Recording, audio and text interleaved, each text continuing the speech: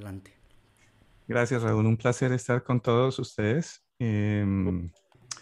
Bueno, y vamos a comenzar con este proceso. Espero que me puedan ver. ¿Están viendo la pantalla? Sí. Sí.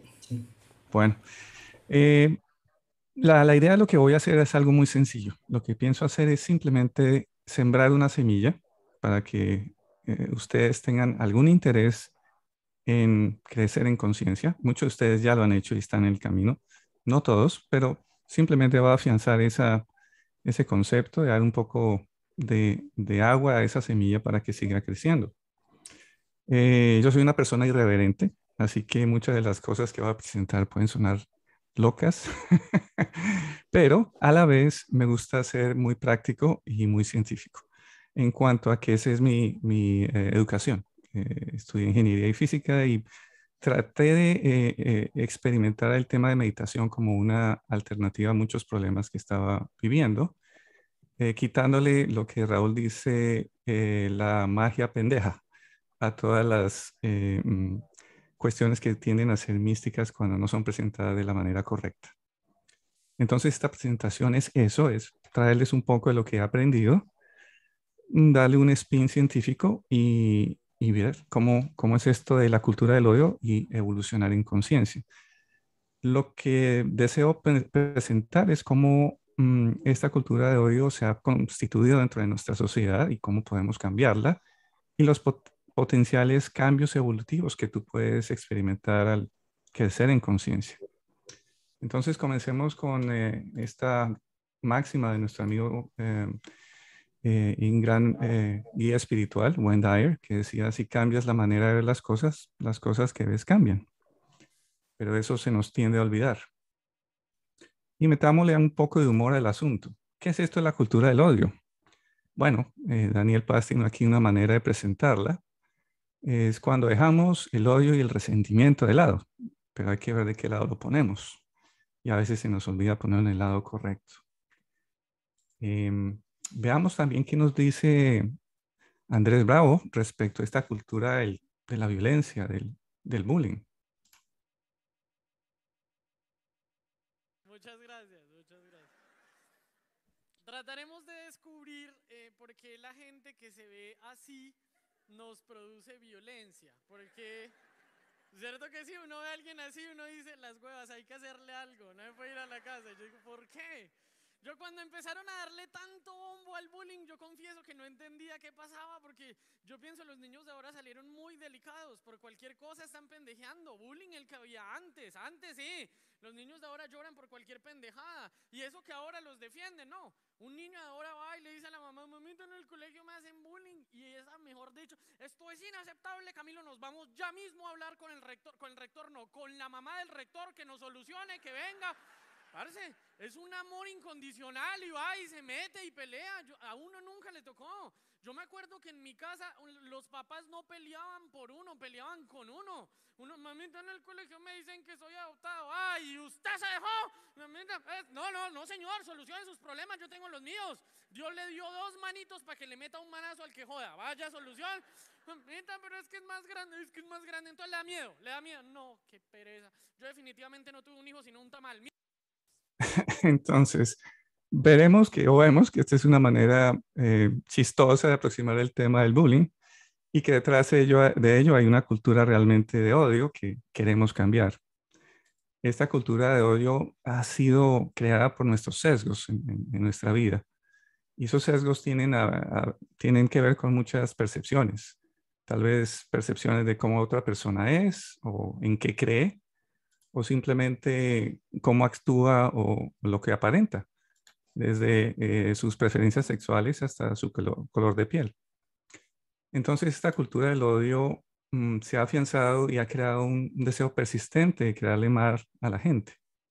Em, ¿Y cuál es el problema de este asunto? Que hemos aprendido a disfrutar y a premiar la violencia. Y si ustedes ven las películas y los juegos electrónicos y las acciones sociales, tanto a nivel familiar y en los colegios o profesionalmente, se disfruta y se premia ese tipo de situaciones en algunos casos. ¿Por qué esto es un problema porque crea una personalidad narcisista y victimaria en mucha gente. Se piensa que es lo óptimo, lo mejor y hay que abusar a los demás porque yo soy lo más importante, ¿correcto? Siempre seré lo más importante. Y esa forma de pensar tiene muchas raíces, entre otras el etnocentrismo, que simplemente nos mira a nosotros como los únicos, los más fuertes, o la xenofobia, en donde esta identidad genera una aversión a todo lo que es extraño o externo, o simplemente miedos e inseguridades que la gente proyecta en otras personas. También existe lo que llamamos intolerancia, que a mí me llamó la atención cuando vi una entrevista hace unos meses con este señor cuando lo estaban juzgando por crímenes de lesa humanidad después de la Segunda Guerra Mundial. Y le preguntaban a él si había tenido algún tipo de remordimiento de haber enviado tanta gente a las cámaras de gases, siendo él Adolf Eichmann. Y la respuesta fue desconcertante porque él decía, no, en realidad yo no sentí ningún tipo de remordimiento porque nosotros creamos un lenguaje que llamaba el Amtssprache, un lenguaje burocrático, a través del cual las órdenes se ejecutaban sin ningún tipo de análisis. O sea, la gente no tomaba responsabilidad de sus acciones, lo cual es gravísimo. ¿Y qué podemos hacer para cambiar estas culturas? Todos sabemos que definitivamente la única posibilidad es desarrollarnos como seres conscientes. Ser conscientes de que somos conscientes. Y como lo dice el gran filósofo americano que yo sigo continuamente, yo creo que es más importante que Ken Wilber, Homero, yo soy el maestro de mi propio destino. Y es muy importante reconocer eso. ¿Cómo podemos cambiar la conciencia? Bueno, hay muchos métodos. Yo en mi caso particular sigo un método que es el método de Vedanta, que en sánscrito se llama Nishkan Karma Yoga, que significa la acción sin esfuerzo, ¿sí? Ejecutar algo sin esforzarse y que busca cambiar el aspecto físico y mental y espiritual de las personas. Y es importante enfatizar aquí que estos métodos no son religiosos en su formación, son simplemente filosóficos en cuanto a que se acepta cualquier tipo de persona que tenga otro tipo de creencia religiosa que quiera aplicar estos métodos para su crecimiento. Y dentro de estos maestros tenemos al maestro Jedi, que ustedes realmente han visto en muchas películas, que eh, busca enfatizar la paz, el conocimiento y la armonía, que es básicamente lo que el yoga busca ejecutar. En el proceso de crecer ocurre algo interesante, que comenzamos a establecer ciertos tipos de etapas. La primera etapa es cuando las personas comienzan a ser curiosas frente a esto de desarrollarse. ¿Y qué significa ser curiosas? Bueno, que comienzan a preguntarse, ¿quién soy yo? Es una pregunta muy compleja. Muy pocos tienen la respuesta. Tal vez Darth Vader sabe quién es su hijo y seguramente Luke sabe quién es su padre. Pero en general nos preguntamos si hay algo más allá, un propósito realmente importante para mí. Y lo interesante es que de pequeños lo conocemos, que es reconectarnos con nosotros mismos, estar en este constante estado de felicidad sin realmente estar pensando en nada más, lo cual es importante, porque nos pasamos la vida pensando en el pasado y proyectando el futuro. Entonces, en pocas palabras, sí existen métodos para comunicarte con tu ser interior. Y hay muchos métodos. Cuando ya sabes que tienes cierta curiosidad, generalmente buscas cambiar y quieres hacerlo de una manera eficaz. Para cambiar, entonces buscas abrir esa puerta, correr ese velo y ver qué hay detrás de todo esto que llamamos conciencia o desarrollo de conciencia. Y hay muchos métodos. Está la meditación, leer, los peregrinajes, servicio a los demás. En realidad, cada uno busca un camino y todos los caminos son válidos. Depende de su cultura y su experiencia. Lo más importante es una de las máximas que me recordaba mi profesor, Los libros no te van a permitir llegar a la iluminación. Es la práctica de lo que tú quieras desarrollar, porque tienes que traer esa práctica a tu día a día, a los problemas diarios y continuos que vas a enfatizar o vas a enfrentar. Es importante entonces recordarlo. Cuando ya tienes el deseo de cambiar, eh, te comienzas a preguntar, bueno, ¿cómo le doy sentido a esto que estoy viviendo, a esta luz y oscuridad que a veces ocurren en mi vida? Y generalmente es a través de la responsabilidad. ¿Qué quiero decir con eso? Que muchas cosas que nos ocurren las calificamos como buenas o malas. Y generalmente en todos estos caminos místicos o espirituales, nos enseñan que no es importante o no es bueno juzgar si algo es bueno o malo, porque en realidad es lo que es y tendremos que aprender de ese proceso. Así que decir por qué ocurre algo, por qué no ocurre o calificarlo, realmente es no tener responsabilidad de lo que está ocurriendo. ¿Sí? Es importante reconocer que responsabilidad significa que tú tienes la posibilidad de crear oscuridad y luz. Que si tú te concientizas de esas decisiones, al hacerlo vas a tener la posibilidad de ser menos crítico y tener un dominio interior más constante.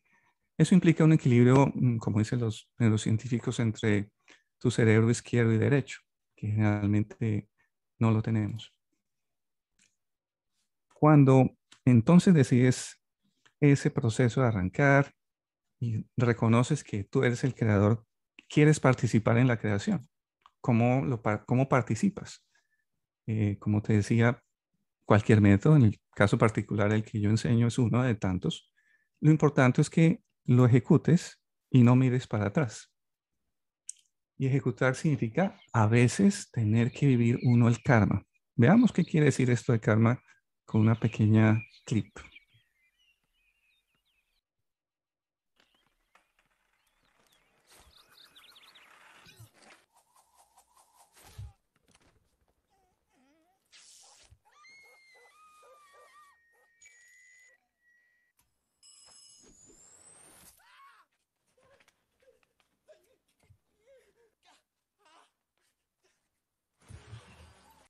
Ay Dios, qué tanta violencia, por Dios. En realidad, lo que quiere mostrar este clip es que la manera como tú experimentas o tú creas tu realidad, todo lo que entregas se te devuelve. Y básicamente esta experiencia de vida, de lo que ha sido tu historia, es la base de tus posibilidades de vida futuro. Lo importante es reconocer respecto al karma, de que todo lo que das lo recibes, es que tú puedes crear algo diferente a lo que es el común denominador, ¿sí? Tú no estás metido en un ciclo kármico por toda tu eternidad, no. Tú puedes cambiar eso, esa predisposición, y un método, como les había enunciado, es la meditación. ¿Por qué? Porque en ese punto, cuando tú entras en esos estados meditativos y vuelves después al mundo real, operas con la intuición y operas con sincronicidades, o sea, que comienzas a seguir esa guía interior de tu corazón para tomar decisiones. Y de nuevo es importante aquí citar a nuestro gran pensador americano y importantísimo personaje que nos dice qué es meditación. Entonces, Homero tiene una visión muy interesante. Él dice, bueno, es no hacer nada y convertirlo en algo respetable. Bueno, no estoy 100% de acuerdo con eso, porque meditar es algo mucho más profundo, pero a la vez sencillo. ¿Qué es meditar realmente?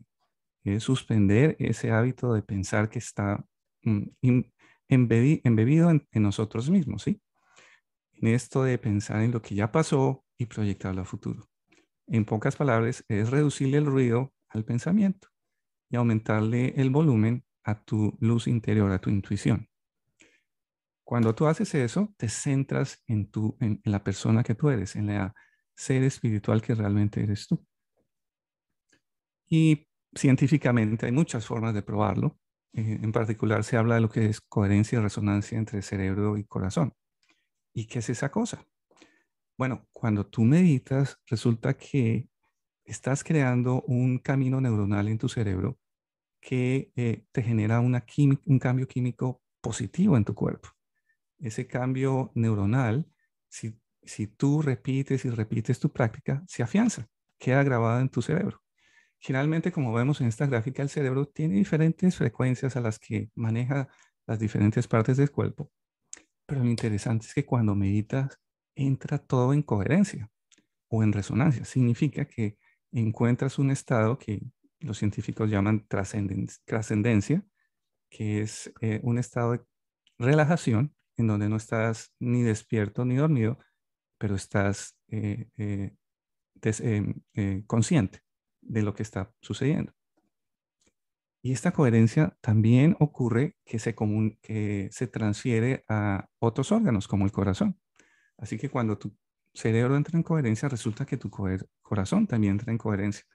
Por eso la magia de meditar en función a lo que tú sientes de corazón es parte de las explicaciones que hay detrás de tanta práctica mística de meditación en el corazón.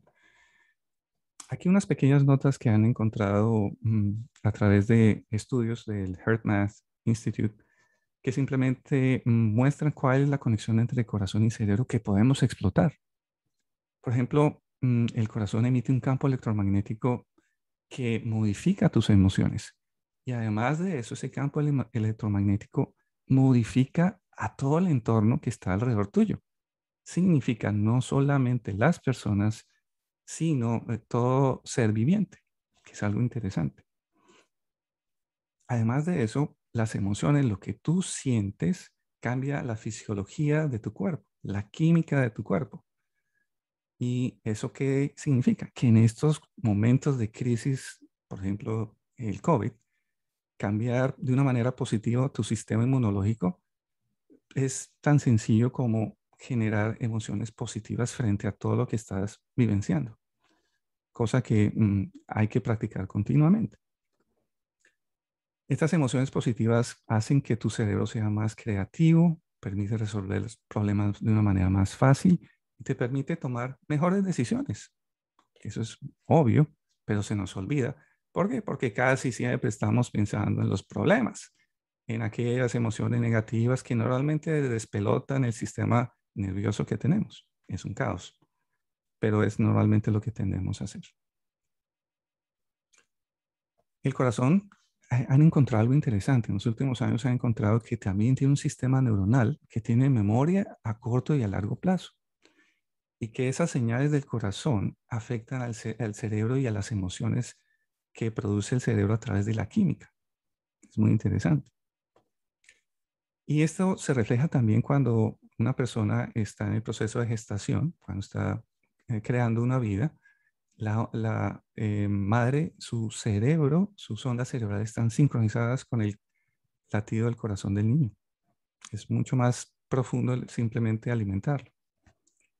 Y que el corazón envía mucha más comunicación al cerebro que lo contrario, que son resultados que la gente no conocía. Por eso es tan importante cuando decimos que tenemos que centrarnos en lo que sentimos en nuestro corazón para tomar decisiones. Bueno, esto es una pequeña muestra de tema neurológico. Veamos a ver qué pasa cuando las personas ya van por el camino de meditar o algún cambio que busca evolucionar en conciencia. El siguiente paso es busca crear luz, o sea, como seres divinos, eternos, espirituales, no solamente queremos evolucionar nosotros, sino ayudar a otros que quieran ser ayudados. ¿Y cómo ocurre eso? Ocurre cuando tú mismo comienzas a cambiar la realidad, tu manera de ver la vida, tu perspectiva comienza a afectar a otros y el universo responde a eso. ¿Sí? El universo responde a la manera de cómo tú piensas y cómo tú actúas. O sea que en realidad es un universo de causalidad, no de casualidades. De ahí el tema de karma. Lo que das, lo recibes. Después de desear evolucionar y crear una realidad, ¿qué es lo que normalmente ocurre? La gente comienza a experimentar sincronicidades. ¿Qué son esas cosas? Sincronicidades es cuando comienzas a recibir un alineamiento con el universo. ¿Y cómo explicamos esto? Resulta ser que todo lo que tú creas, piensas, hablas y expresas en cualquier forma es energía. Y esa energía es transmitida continuamente a tu alrededor y percibida por otros. En términos de física cuántica lo llaman entrelazamiento cuántico. Y lo interesante de esta afirmación es que en el año 2012 encontraron lo que llaman la partícula, el bosón Higgs, que explicaría que cualquier cosa que ocurre aquí, por ejemplo, en mi cuarto, puede ser percibida instantáneamente en la galaxia de Andrómeda. O sea que todo está interconectado y esa interconexión es lo que en muchas teorías místicas llamamos el campo unificado de conciencia. ¿Por qué eso es importante? Porque resulta que eso es parte de lo que es sincronía, que cuando estás alineado contigo mismo, las cosas fluyen mágicamente. Es una explicación científica. Y cuando fluyen mágicamente, estás alineado con lo que es el universo, con la realidad que quieres vivir. Esto es lo que llamamos intuición. Cuando tú escuchas la intuición y haces lo que la intuición te está guiando, abres las puertas de todas las posibilidades. El siguiente estadio que ocurre normalmente es cuando la persona quiere sanar, no solamente físicamente, sino espiritualmente, sanarse de los traumas, sanarse de muchos procesos físicos, mentales y espirituales. Y de aquí ha entrado también una conexión que es importante entre el cerebro y la flora intestinal o el estómago. En la filosofía védica, el Ayurveda, la ciencia de manejar el cerebro que hay en tu estómago, dice que tu estómago es muy importante para el desarrollo espiritual o desarrollo general tuyo. Y interesantemente, la ciencia ha demostrado que eso tiene sentido. Parte, por ejemplo, de ese proceso implica, por ejemplo, que la serotonina la genera tu estómago. Así que si tú tienes un sistema digestivo vuelto a pedazos, realmente tienes problemas emocionales y de muchas otras índoles. Así que sanar implica reconocer que la meditación no solamente te cambia la química, sino que tú puedes cambiar esa química. En este pequeño clip, Sara Lazar, que es investigadora del área de desarrollo psicológico y psiquiátrico de Harvard, que nos acompañará en futuras ocasiones, presenta una pequeña clip de qué es esto de sanar o cambiar el cerebro, lo que ella llama neuroplasticidad. Es un pequeño clip, veamos.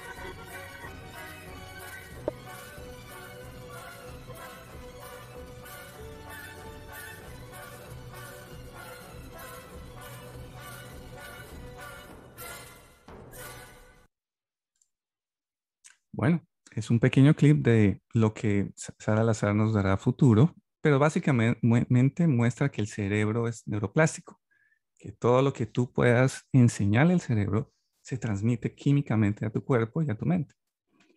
Algo interesante de la meditación es que cambia los efectos o la biología de tu cuerpo. En el año 2009, los ganadores del premio Nobel de Medicina encontraron que los telómeros y la proteína que cambia los telómeros, llamada telomerasa, hace que este pequeño telómero, que es la parte amarilla de la gráfica, que normalmente decrece, pueda cambiar. O sea, la telomerasa cambia el tamaño de ese telómero y básicamente a través de la meditación puedes evitar que ese telómero se deteriore y muera. Y por lo tanto, tu edad cronológica y física serían diferentes. O sea, eso explica en muchos casos por qué ciertas personas que llevan 50 años meditando se ven físicamente más jóvenes y más saludables. Es un proceso en el cual la química de tu cuerpo es afectada por lo mismo que estás haciendo como un desarrollo de conciencia.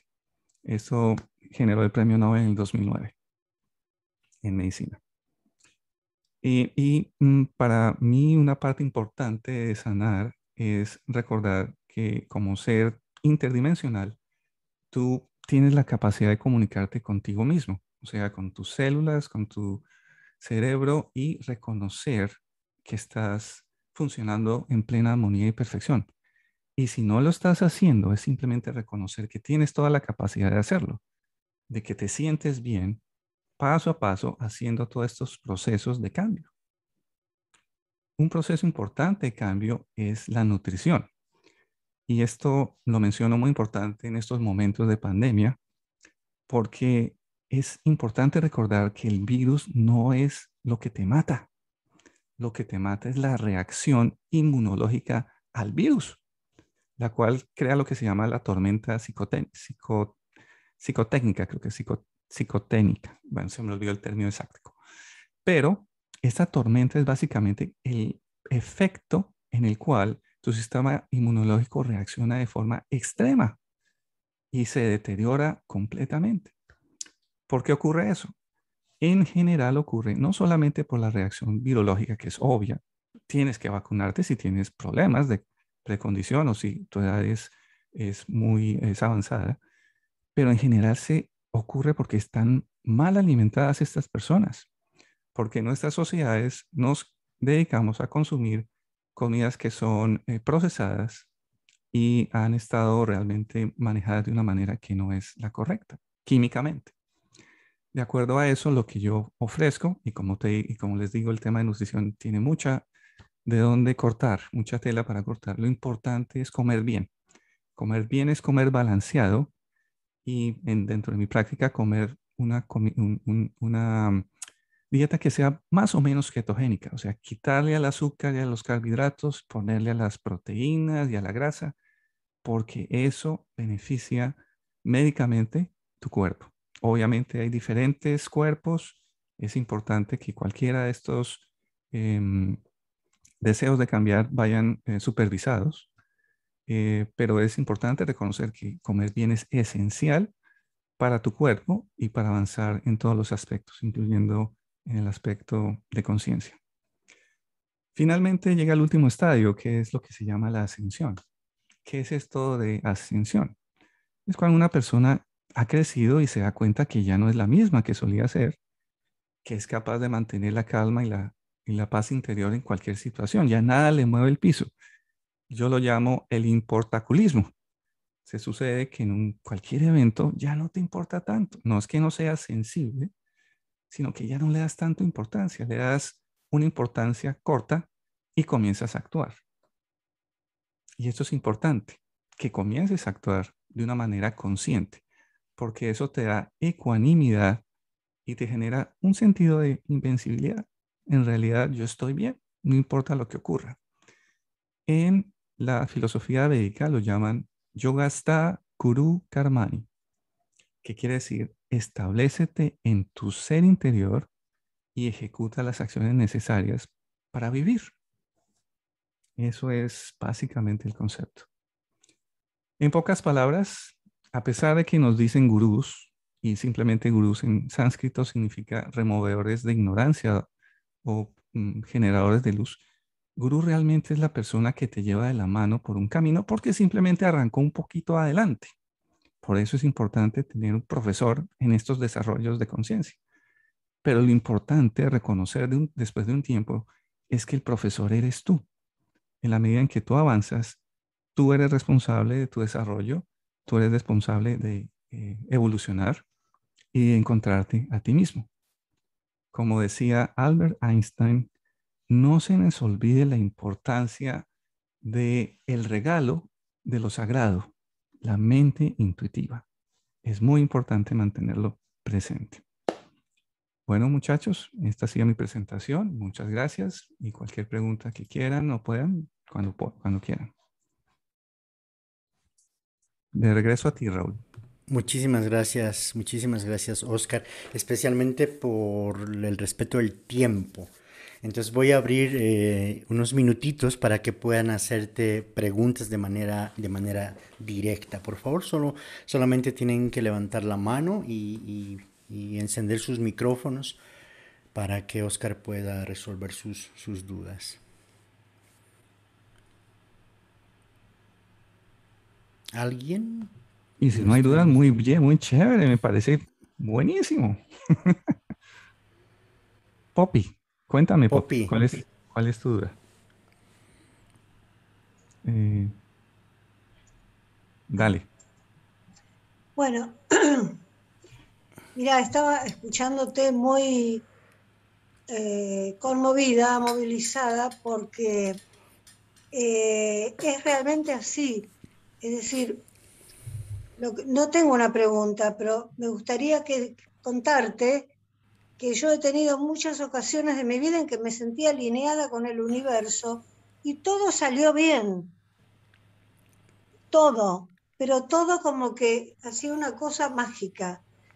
Me pasó varias veces, no sabía nada de esto yo, se fue dando hasta que lo pude repensar, digamos, a través de un ejercicio de donde fui viendo la sincronicidad un poco, pero es exactamente como lo dijiste, estar alineado es lo mejor que te puede pasar.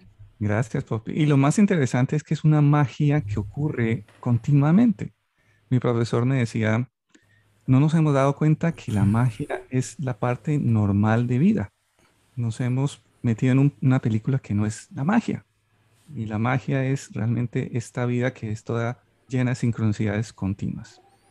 Gracias. Oscar, te preguntan, ¿cuáles de los muchos cambios mencionados a raíz de la meditación son más fáciles para medir el progreso de uno?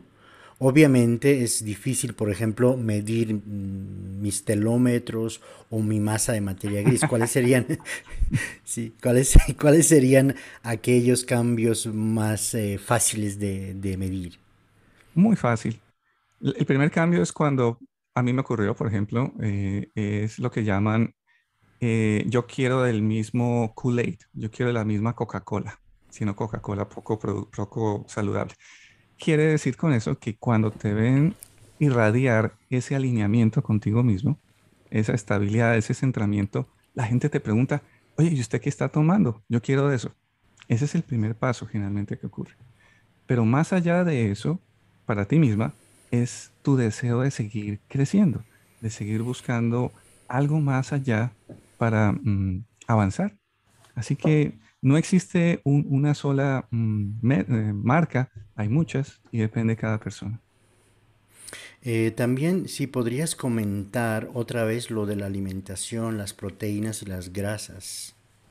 Ah, eh, en Ayurveda se dice que cada persona tiene una estructura de alimentación diferente porque cada cuerpo es diferente. Sin embargo, lo que hemos encontrado, y en caso particular yo sigo una dieta que se llama ketogénica, pues un sistema de alimentación un tanto diferente, lo que busca es básicamente darle a tu cuerpo, a tu flora intestinal, los alimentos necesarios para crear la nutrición y el sistema inmunológico que lo sostenga. Comer fermentados, comer proteína animal, comer vegetales, obviamente. ¿Por qué? Porque los vegetales te limpian y la proteína animal te nutre. Entonces es esencial comer las dos cosas y Eh, evitar el azúcar. Francisco, también tienes una pregunta.